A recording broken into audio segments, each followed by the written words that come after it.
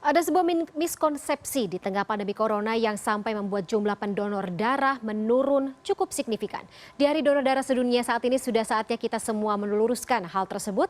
Dan sore ini kita sudah terhubung lewat sambungan telepon Linda Lukitariwaseso, Kabid Unit Donor Darah PPPMI. Selamat sore Bu Linda. Selamat sore. Ya, Bu Linda mungkin bisa dijelaskan biar masyarakat tahu ini untuk cara amannya donor darah tanpa perlu takut resiko tertular corona saat ini. Ya, baik, terima kasih. Salam kemanusiaan. Salam Untuk kemanusiaan. ya, untuk yang terbaik donor darah saat ini kami memang punya protap khusus untuk tempat donor, pendonor itu sendiri maupun petugasnya. Jadi kalau aman saat ini sih kami menjalankan prosedur yang cukup aman. Buat pendonor yang akan berdonor, itu silakan datang ke unit donor darah dan memang ada sedikit penambahan pemeriksaan, misalnya pemeriksaan suhu tubuh, pengisian formulir dalam inform consent.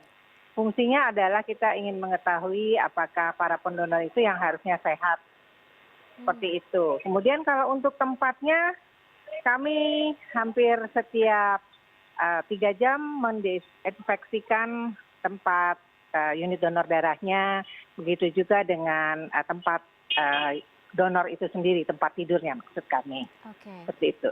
Bu Linda, untuk para pendonor atau calon pendonor ini perlu menyertakan SIKM atau surat keterangan bahwa ia bebas dari virus corona? Karena mungkin konsepnya Baik. takutnya virus corona menular lewat darah seperti itu yang ditakutkan oleh masyarakat. Gimana tuh Bu? Baik, jadi kalau di kami tidak perlu adanya seperti hal tersebut tadi disampaikan.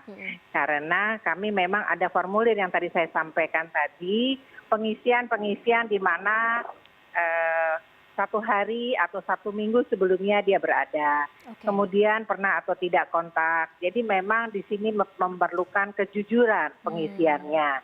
Dan tidak ada pemeriksaan rapid test seperti itu. Oke. Jadi kami mengharapkan para pendonor sukarelawan itu benar-benar mengisi inform consent yang sudah diberikan kepada kami. Dan biasanya memang secara reguler mereka itu sudah mengetahui bagaimana cara berdonor darah yang sehat dalam masa pandemi saat ini. Oke. Dan untuk pendonor bagi kami saat ini kesulitannya hanya karena work from home, seperti itu, sehingga banyak instansi yang tidak buka, seperti itu. Oke. Bu Linda, tadi ada informasi terkait dengan saat ini PMI membutuhkan darah yang nantinya akan diekstrak menjadi plasma konvalesen. Mungkin bisa dielaborasi, ini plasma konvalesen ini untuk apa gunanya dan seperti apa saat ini kebutuhannya?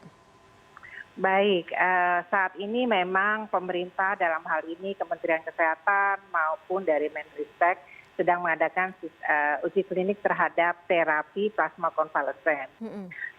Terapi plasma konvalesen ini kami dapat dari pendonor penyintas atau survivor COVID-19 yang sembuh selama 14 hari, tidak boleh ada sakit, dan ada pemeriksaan yang mereka harus lakukan, contohnya misalnya bebas pemeriksaan swab test 2 kali secara berturut-turut, itu mereka harus lewati. Kemudian ada beberapa pemeriksaan selama mereka sembuh itu tidak boleh, walaupun dia panas sedikit, batuk, pilek, jadi dia benar-benar harus sehat, baru dia bisa menjadi pendonor plasma. Sedangkan fungsi plasmanya ini kami serahkan kepada rumah sakit yang akan memberikan atau mentransfusikan plasma tersebut kepada pasien yang sakit. Dalam hal ini sakit COVID-19, baik itu. Jadi ini tergantung rumah sakitnya, karena mereka kan ada tim ya, komite yang memberikan apakah ini pada pasien yang berat atau pada pasien yang sedang. Seperti itu. Oke, Bu Linda, ini singkat saja, koreksi saya kalau saya salah, apakah plasma konvalesen tersebut juga berfungsi sebagai vaksin? Seperti itu dimaksudkannya? Ya, mungkin bukan vaksin kali ya, imunisasi pasif. Oke. Seperti itu. Baik, terima kasih. Mungkin ada perbedaan sedikit antara vaksin dan imunisasi. Kami lebih tepatnya adalah imunisasi pasif.